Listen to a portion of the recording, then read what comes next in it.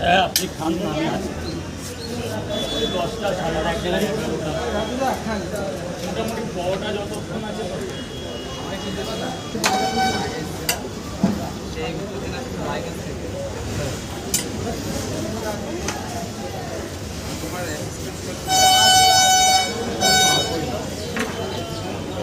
দুটো করে মা, দুটো করে। গেটটা ছেড়ে দেবে দাদা ভাই, না মা গেটটা ছেড়ে দেবে, গেটটা ছেড়ে দেবে।